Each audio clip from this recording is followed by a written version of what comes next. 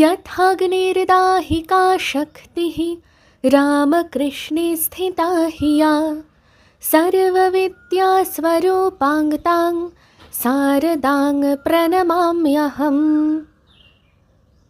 শতরূপে শারদা মাতা ঠাকুরানী স্বামী বিবেকানন্দ ও স্বামী ব্রহ্মানন্দের দৃষ্টিতে। লিখছেন স্বামী পূর্ণাত্মানন্দ। 1911 খ্রিস্টাব্দে দাক্ষিণাত্যের তীর্থদর্শনের পর শ্রী মা যেদিন প্রথম মঠে পদার্পণ করেছিলেন, সেদিনও মহারাজ আনন্দে আত্মহারা হয়েছিলেন। তাঁর প্রত্যক্ষ তত্ত্বাবধানে ও নির্দেশে সেদিন শ্রী মাকে মঠে অভ্যর্থনার বিরাট সমারোহ। এ সম্পর্কে স্বামী গম্ভীরানন্দ লিখছেন, মঠের প্রবেশদ্বারে মঙ্গল ঘট ও কদলী বৃক্ষ স্থাপিত হইল এবং পথের উভয় পার্শ্বে শতাধিক ভক্ত শ্রেণীবদ্ধ হইয়া করজোড়ে দাঁড়াইলেন। মাতা ঠাকুরানীর গাড়ি দৃষ্টিগোচর হইবা মাত্র কয়েকটি বোমা ছোঁড়া হইল এবং প্রবেশদ্বার হইতে শ্রী মা যেমন স্ত্রী ভক্তগণ সহ মন্থর গতিতে অগ্রসর হইতে লাগিলেন, অমনি ভক্তগণের মুখে উচ্চারিত হইতে লাগিল, সর্বমঙ্গল মঙ্গল্যে শিবে সর্বার্থ সাধিকে শরণ্যে ত্র্যম্বকে গৌরী নারায়ণী নমোস্তুতে ইত্যাদি প্রণাম মন্ত্র। শ্রীমৎ স্বামী ব্রহ্মানন্দজি আদেশ করিলেন যে ওই অবস্থায় কেহ মায়ের পাদস্পর্শপূর্বক প্রণাম করিতে পারিবে না। শ্রী মাকে মঠ বাড়িতে লইয়া গিয়া উপরের একখানি ঘরে বসানো হইল। তখন নিচে কালী কীর্তন চলিতেছে, আর ব্রহ্মানন্দজি বিভোর হইয়া শুনিতেছেন।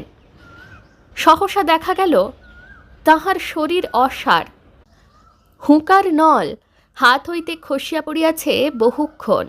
বহুক্ষণ এইভাবে অতীত হইলে শ্রী মাকে সংবাদ দেওয়া হইল। তিনি ব্রহ্মানন্দজির কানে একটি মন্ত্র শুনাইতে বলিলেন। উহাতে আশ্চর্য ফল ফলিল।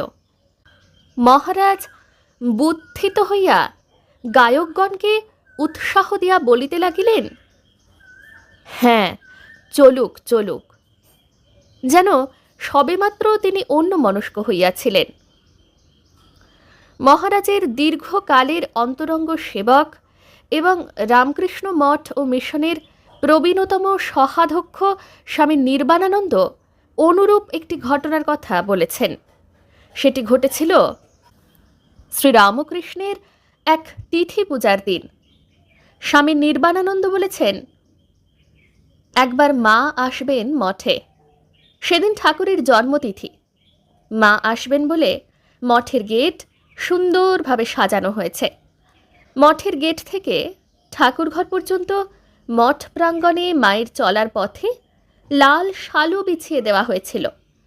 শরৎ মহারাজ, বাবুরাম মহারাজ প্রমুখ গুরুভাই ও অন্যান্য সন্ন্যাসী ব্রহ্মচারীদের নিয়ে মহারাজ মঠের গেটে মায়ের গাড়ির জন্য প্রতীক্ষা করছিলেন। সঙ্গে ছিলেন বহু গৃহী পুরুষ এবং মহিলা ভক্তও।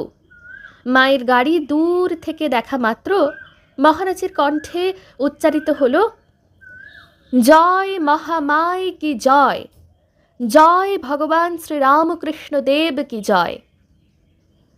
সঙ্গে সঙ্গে সমবেত সাধু ও গৃহী ভক্তরাও সেই জয়ধ্বনিতে যোগ দিলেন।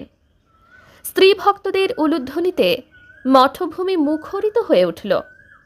শ্রী মা সঙ্গিনী সহ গাড়ি থেকে নামলে মহারাজ, বাবুরাম মহারাজ ও শরৎ মহারাজ তাকে সাষ্টাঙ্গ প্রণাম করলেন। শ্রী মা সঙ্গিনী সহ লাল শালুর উপর দিয়ে হেঁটে চললেন ঠাকুর ঘরে।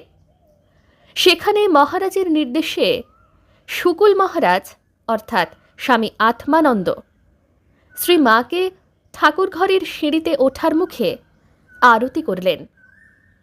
একে ঠাকুরের জন্মতিথি, তার উপর শ্রী মা এসেছেন। মহারাজের আনন্দ তখন দেখে কে। চঞ্চল বালকের মতো এদিক ওদিক ছোটাছুটি করছেন তিনি। কিছুক্ষণ পরে মঠবাড়িতে আন্দোলের কালী কীর্তন আরম্ভ হল। বাবুরাম মহারাজ মহারাজকে ধরে নিয়ে এসে গানের আসরে বসিয়ে দিলেন। গান তখন খুব জমে উঠেছে। দেখা গেল মহারাজ উঠে দাঁড়িয়ে গানের তালে তালে মনোহর নৃত্য আরম্ভ করেছেন। ভাবাবিষ্ট অবস্থা, নিজেকে সামলাতে পারছিলেন না, প্রায়ই পড়ে যাচ্ছিলেন।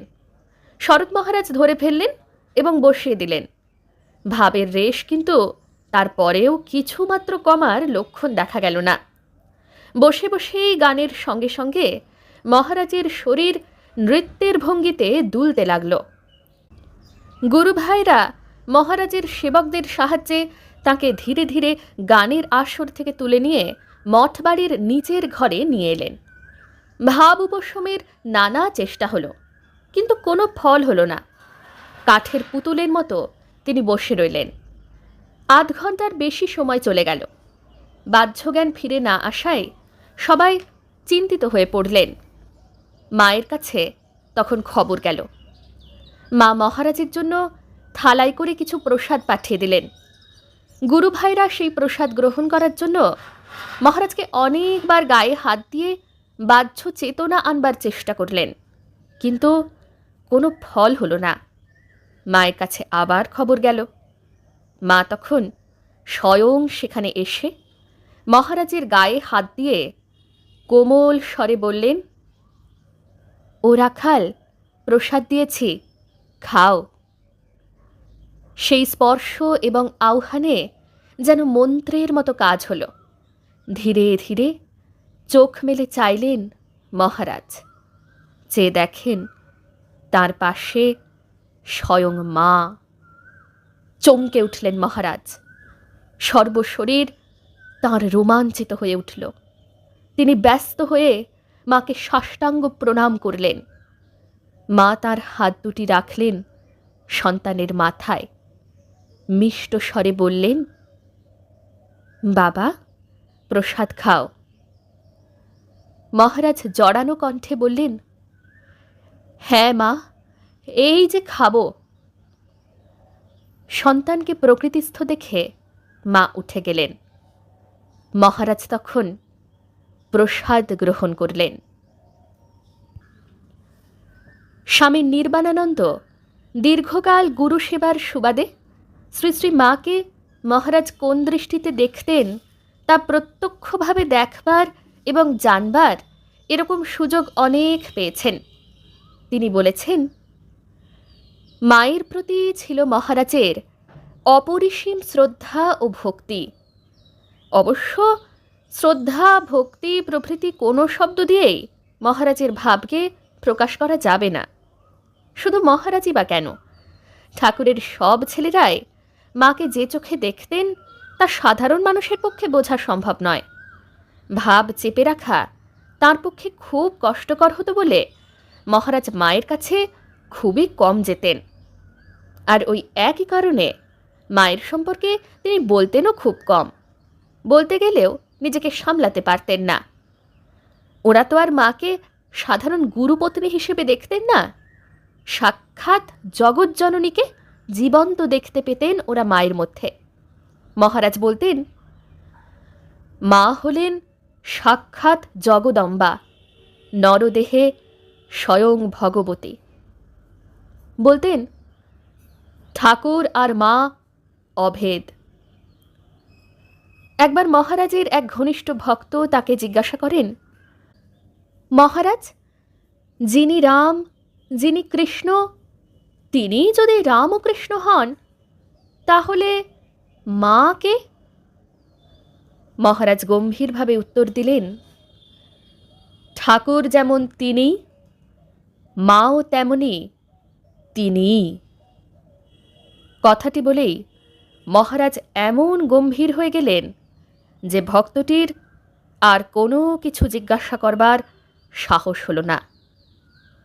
2-3 মিনিট বসেই ত্রস্তভাবে উঠে পালিয়ে বাঁচলেন। মহারাজ যা বললেন তার অর্থ ভক্তটি বুঝতে পেরেছিলেন কিনা জানি না, তবে তাকে আর কোনো দিন মহারাজের কাছে বা ঠাকুরের আর কোনো সন্তানের কাছে ওই জাতীয় কোনো প্রশ্ন করতে কখনো শুনিনি।